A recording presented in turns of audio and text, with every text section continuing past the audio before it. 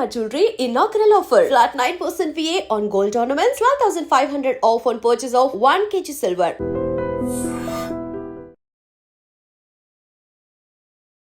Welcome to I dream. నా పేరు Lumbini. Current competitive exams, most importantly government competitive exams status ఏంటి and coming few days లో ఏ exams ఉన్నాయి, దేనికి ఎలా ప్రిపేర్ అవ్వాలి డిస్కస్ చేద్దాం.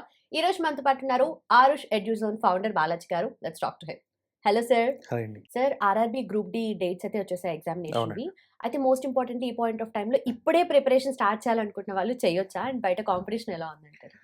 ఆర్ఆర్బి గ్రూప్ డి అనేటువంటిది ఒక మాస్ రిక్రూట్మెంట్ అండి. ఎందుకంటే 10th క్లాస్ బేస్ క్వాలిఫికేషన్తో ఒక బల్క్ జాబ్స్ అనమాట. అంటే మనకి థౌజండ్స్ ఆఫ్ జాబ్స్తో నోటిఫికేషన్ అనేటువంటిది రిలీజ్ అయింది. సో దీనికి ఎక్కువగా మన సౌత్ స్టేట్స్ కంటే కూడా నార్త్ స్టేట్స్ వాళ్ళు చాలా ఎఫర్ట్ పెడుతుంటారు అనమాట. అంటే మనకి సౌత్ స్టేట్స్ ఆంధ్రాలో మీకు శ్రీకాకుళం, విజయనగరం, విశాఖపట్నంలో ఒక బీఈడి అండ్ డిఎస్సి అంటే వాళ్ళకి పిచ్చి ఉంటుంది. అసలు ప్రతి ఇంట్లో ఒక డిఎస్సి టీచర్ అవ్వాలని కోరుకుంటుంది అనమాట. అలా ఈ నార్త్ వాళ్ళకి ఏంటంటే ఈ మనకు గ్రూప్ డి వీటి మీద చాలా ఫోకస్ ఉంటుంది. ఈ విధంగా చూసుకున్నప్పుడు కాంపిటీషన్ అనేది చాలా చాలా ఉందండి. ఈవెన్ మన ఆంధ్ర, తెలంగాణ ఈ సికింద్రాబాద్ జోన్ చూసుకుంటేనే మోర్ దెన్ 9 lakhs అప్లికేషన్స్ అనేటువంటివి ఈ పోస్టులకు వచ్చాయి. కాకపోతే ఇప్పుడు మనకి ఎగ్జామ్ డేట్స్ అనేది ఇచ్చారు. అంటే కాంపిటీషన్ చాలా ఎక్కువ ఉంది. ఒక్క పోస్ట్కి 350 వరకు కూడా కాంపిటీషన్ ఉంది. ఎందుకంటే 10th క్లాస్ క్వాలిఫికేషన్. కాకపోతే ఇక్కడ మనం గుర్తుపెట్టుకోవాల్సింది ఏంటంటే 350 మంది పోటీ ఉన్నారు అనుకుందాం. కానీ వీళ్ళు పెట్టిన వాళ్ళు ఎవరు? 10th క్లాస్ క్వాలిఫికేషన్తో ఉన్న వాళ్ళు పెట్టారు. 10th క్వాలిఫికేషన్తో పెట్టిన వాళ్ళలో అంత సిన్సియారిటీ అనేటువంటిది చాలా మందికి ఉండదు. ఇప్పుడు ఒక డిగ్రీ చదివిన వాళ్ళు, ఒక మెచ్యూరిటీ వచ్చిన వాళ్ళు అప్లై చేస్తే అందులో మనకి ప్రిపేర్ అయ్యేటువంటి వాళ్ళలోనే 30% అంతవరకు ఉంటుంది. సీరియస్ క్యాండిడేట్స్ 30% కూడా ఉండరు. కానీ మరి ఇది 10th క్లాస్ క్వాలిఫికేషన్తో పెట్టినటువంటి వాళ్ళు కాబట్టి అవుట్ ఆఫ్ 300లో మీరు అందరూ మీ కాంపిటేటర్స్ అని అనుకోవాల్సిన అవసరం లేదు.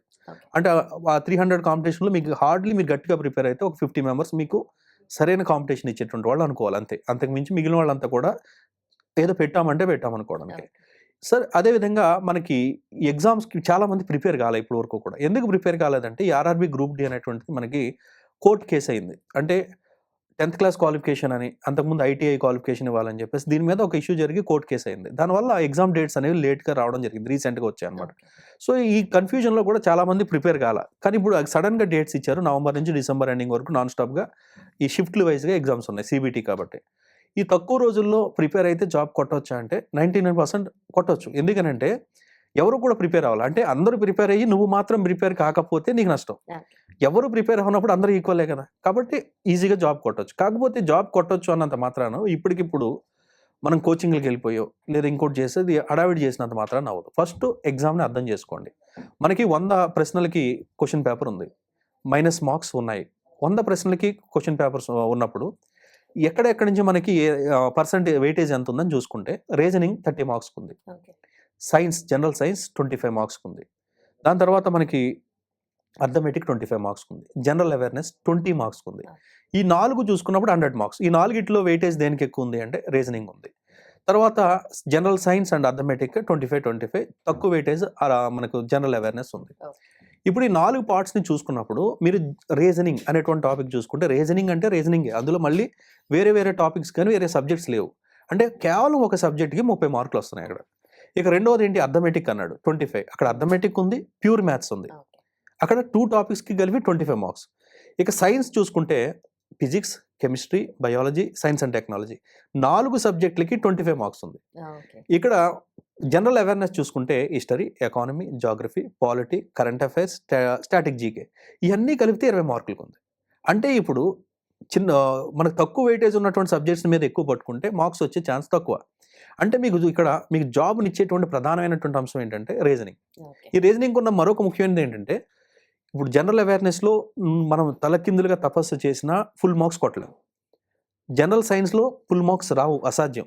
కానీ రీజనింగ్ నువ్వు సరిగా ప్రాక్టీస్ చేస్తే 100% మార్క్స్ సాధించవచ్చు. కాబట్టి ఇక్కడ రీజనింగ్ మీద ఫుల్ ఫోకస్ చేసి అదేవిధంగా second priority arithmetic and pure మ్యాథ్స్కి ఇచ్చుకొని, ఇక సైన్స్ చూసుకుంటే physics, chemistry, biology, science and technology అనేవి అయితే ఉన్నాయో అక్కడ అది వాషింగ్ లాంటిది, చాలా విపరీతమైనటువంటి సిలబస్ ఉంటుంది, దానికి లాస్ట్ వెయిటేజ్ ఇచ్చుకోండి.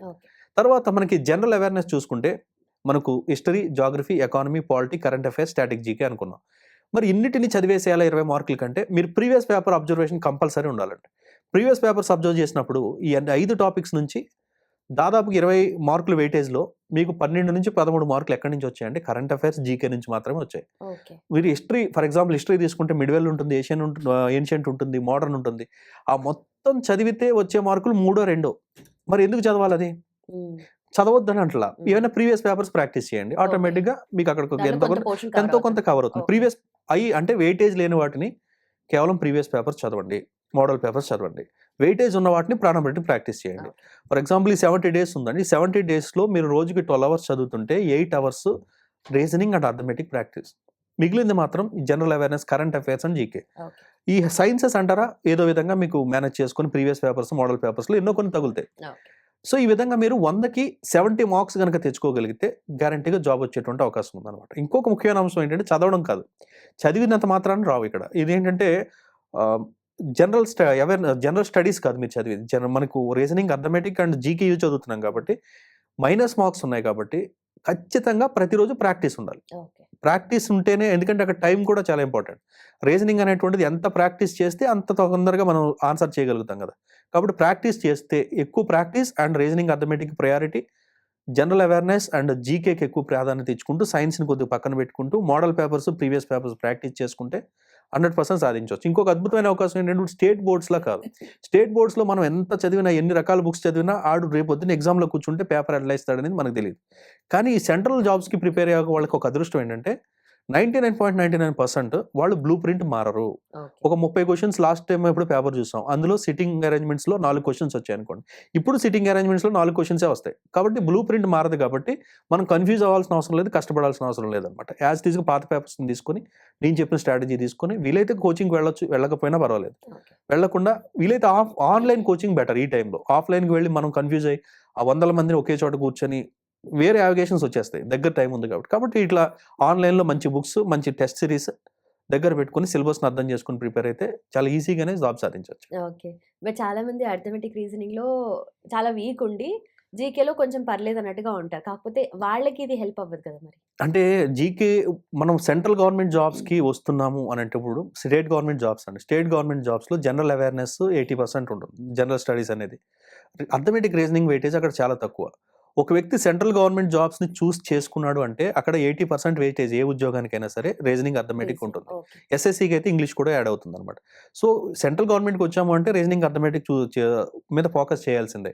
ఇంకొక లక్ ఏంటంటే ఫర్ ఎగ్జాంపుల్ జనరల్ అవేర్‌నెస్‌లో మనం ఏదైనా హిస్టరీ పట్టుకున్నాం అనుకోండి. ఒక్కొక్క టాపిక్‌కే మనకి హండ్రెడ్స్ ఆఫ్ పేజెస్ ఉంటుంది. ఈ రీజనింగ్, అర్థమెటిక్ అనేది ఒక మంచి గురువుని సెట్ చేసుకుంటే అది ఆన్‌లైన్ అయినా, ఆఫ్‌లైన్ అయినా ఈవెన్ నాన్ మ్యాథ్స్ స్టూడెంట్స్ అసలు మ్యాథ్స్ అంటే రాని స్టూడెంట్స్ ఎవరైతే ఉన్నారో వాళ్ళు కూడా జీరో నుంచి ప్రారంభించిన షార్ట్ కట్స్ అవి ఎవరైతే బాగా చెప్పేటువంటి ఫ్యాకల్టీ ఉంటారో అలాంటి వాళ్ళని చూస్ చేసుకుంటే చాలా ఈజీ అవుతుందండి. ఈవెన్ గ్రామీణ స్టూడెంట్స్‌కి కూడా. యాహ్! ఆ టిప్స్ అండ్ ట్రిక్స్ ఫాలో అయితే ఈజీగానే చేయొచ్చు. అవునండి. Done sir. Thank you so much. Thank you.